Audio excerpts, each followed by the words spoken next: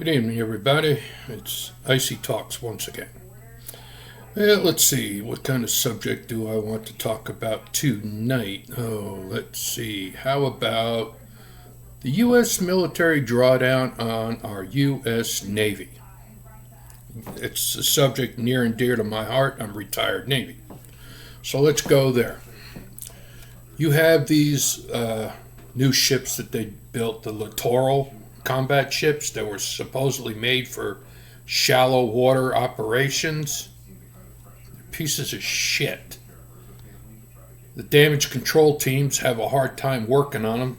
They're designed to have to go back into the manufacturer to be repaired. Combat ships are supposed to be able to be fully repaired and 100% operational while still out to sea. That's a simple fact. So let's get rid of the littoral ships. It's a waste of money. It's 60 million? No, $60 billion each. I think it was. I ain't got my paperwork with me, sorry.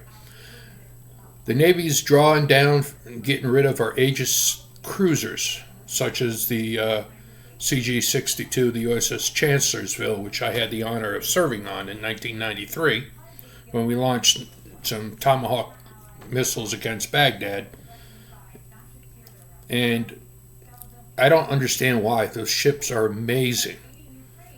And with China building up a fleet of over 400 ships, we're drawing down. Currently, we're at 297, I believe, and they said they're going to reduce it even further down to 291. You cannot maintain the peace of the seaways unless you got the ships to do it. You also need the personnel to do it. And right now, with the catering to the trans community, and you can't do this, you can't do that, you can't speak ill of anyone, you can't chastise them when they're in uniform, you're actually turning our military into a bunch of pussies.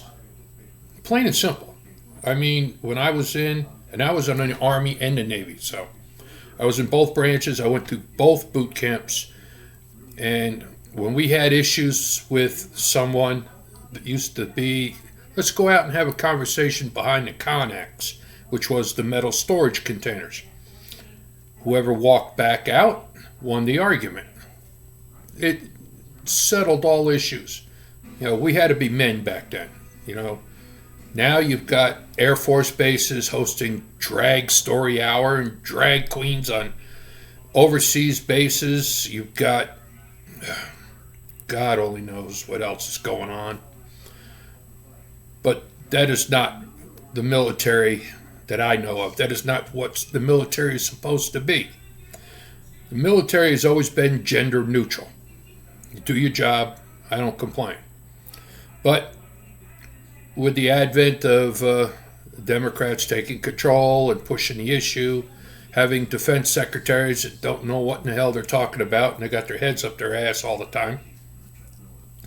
You've got 8,000 service members that were kicked out of the military because they refused to get the COVID shots. Now they've proven that the COVID shots are really useless. And these guys were right. And the defense secretary said, well, they can reapply if they want to go in. Come on. What you do is you are hurting with your recruitment numbers. You should send letters of intent and say, hey, we screwed up. We want you back. You get your pay grade back, and you get all the back pay from when you left. That's what they should do. That would fix the problem. The other thing they got to do is, like in regards to the Navy, they ought to start putting more men manning the observation areas for what they call low-vis lookout. You can't rely on computers to do everything because computers are fallible. They can have false signals sent to them. You don't know what they're actually seeing on the radar until you actually see it with your eyes. So let's cut to the chase. We've had too many collisions at sea where they've had skeleton crews on the bridge and they're just not paying attention. You need to start paying attention to when you're out to sea. We had some screw ups when I was in too. But those are operational errors. The people that went left instead of right. It wasn't a question of, oh yeah, I could see that ship 1,000 yards off. Well, let's go hit it and see. It's stupid.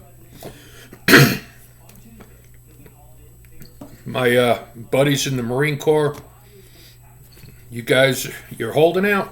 God bless you. But you got to start getting the numbers up. You got to get more recruits in. Same for the Army. The Army's doing great. Just had two Blackhawks crash, and we lost some good guys that way. But you keep plugging. The thing is, you don't give up. You don't leave your buddies behind.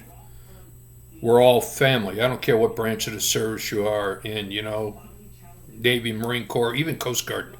And Coast Guard and Navy, we've been bickering for decades, but they're still brothers and sisters. So, but you got to start being tough. You got to start telling the politicians in D.C. to bite it. You got to get assholes that are in charge, like that General Miley or Milley, however you want to pronounce his name. Get that son of a bitch out of that office. He's destroying our military. I mean, he went to high school with that clown. He's the health secretary, Rachel Levine. Used to be, I don't know, Randy or Robert Levine, whatever. Changed his name. Wants to attack our children, saying it's okay to change a gender on an 8-year-old because they know what they want.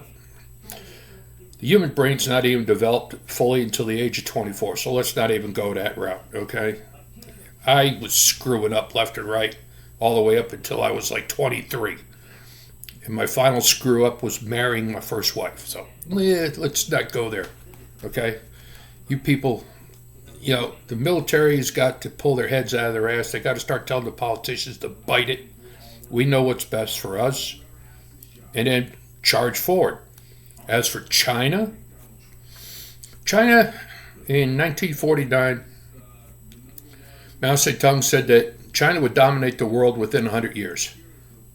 So that would be, 2049? Well, right now, they're doing a damn good job of it. Because you can't allow the Chinese to control everything.